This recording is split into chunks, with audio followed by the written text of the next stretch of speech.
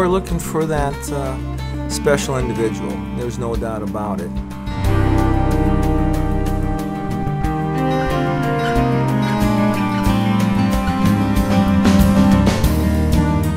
You come here because this is what you want to do. You see it and you have some desire to do this. And so when they show up at Haverfield, if they start out with, well, how much money do you make? Then they probably need to turn around and go. But if they say, that is the coolest thing I've ever seen, I want to learn to do that, I'll say, come on in, sit down, we need to talk. The work that we do is so different and so interesting that there's a lot of people who would like to do it. We're not looking for cowboys. We're not daredevils. You're taking two very dangerous things, electricity and hovering in the height velocity curve, or dead man's curve, most of your career. You know, when you think about a Haverfield pilot, he has more time going less distance than any aviator. It's because 90% of his time is spent sitting in one spot.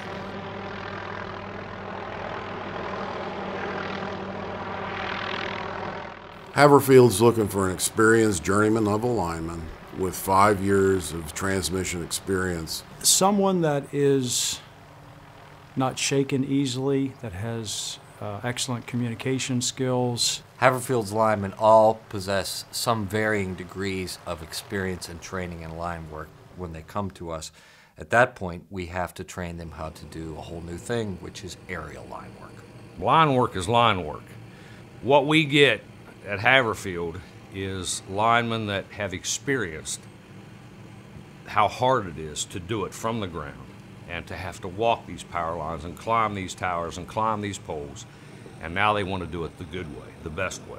And when you get that helicopter in the picture, techniques and things that at one time you could do standing on a pole and a pair of hooks and a body belt now are taboo.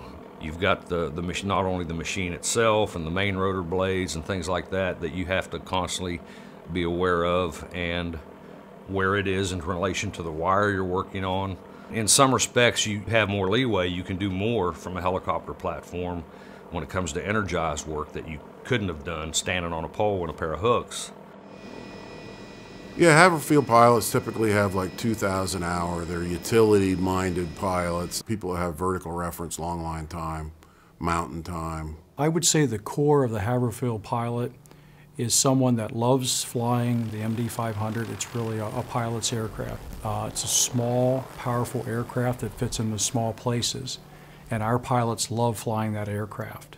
Many of our experienced pilots have, 10, 12, 15,000 hours in that same airframe. They've been flying them for 10, 15, 20 plus years, and they still love strapping into that aircraft every day and going out and doing what we do. And helicopter pilots that show up here, good pilots, they will leave great pilots. There's no doubt about that. We have to indoctrinate our pilots to learn about power lines, because most of them don't know much about power lines, whereas our new linemen don't know anything about aviation. So we do very specific indoctrinations for those two target populations to educate them on this unique blend that Haverfield has between line work and aviation.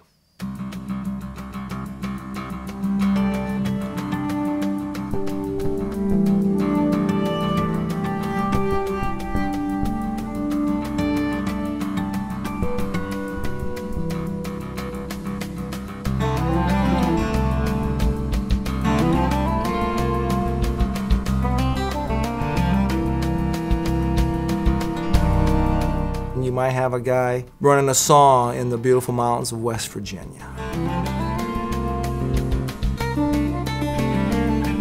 One day we could be doing patrols over the Everglades, and the next day you're out in the Rocky Mountains fixing shield wire. You might be hanging marker balls in San Diego while another group's up in, the wilds of Wisconsin or New York doing repairs.